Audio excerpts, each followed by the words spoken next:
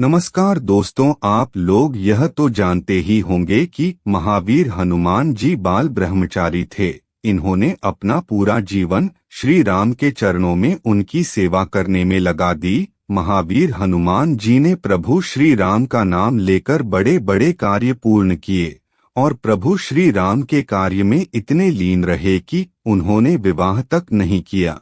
लेकिन वाल्मीकि रामायण में यह स्पष्ट किया गया है कि हनुमान जी का एक पुत्र था जिसका नाम मकरध्वज था। किंतु यह विचार करने योग्य तथ्य है कि जब हनुमान जी ने विवाह नहीं किया तो पुत्र कहाँ से पैदा हुआ। स्वयं हनुमान जी को पता नहीं था कि उनका भी एक पुत्र है। दोस्तों, यह रहस्यमयी जानकारी जानने से पहले प्लीज चैनल को लाइक और सब्सक्राइब अवश्य कर दीजिएगा। यह वाकया उस समय का है जब हनुमान जी पाताल लोक में जा पहुँचे। वहां उन्हें एक रक्षक दिखाई दिया जो आधा वानर और आधा मछली का था।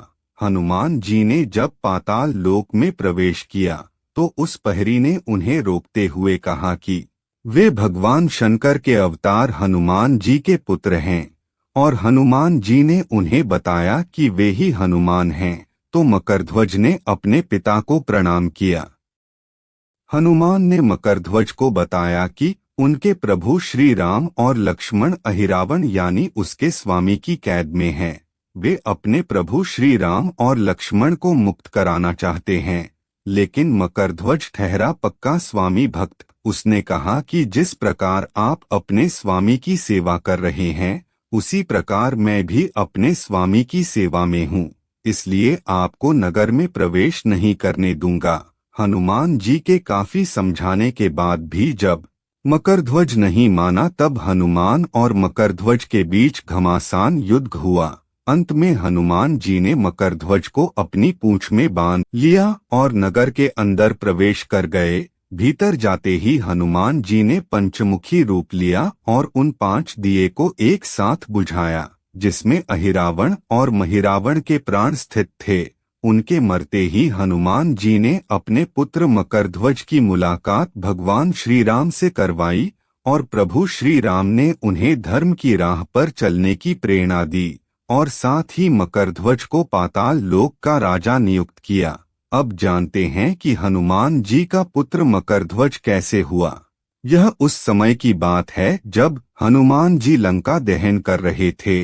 तब लंका नगरी से उठने वाली ज्वाला की तेज आंच से हनुमान जी को पसीना आने लगा और पूंछ में लगी आग को बुझाने के लिए हनुमान जी समुद्र में पहुँचे।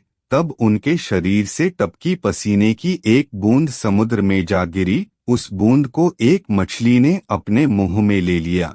इससे मछली गर्भवती हो गई। कुछ समय बाद पाताल लोक के राजा और रावण के भाई अहिरावण के रक्षक समुद्र से उस मछली को पकड़ लाए। मछली का पेट काटने पर उसमें से एक मानव निकला जो वानर जैसा दिखता था।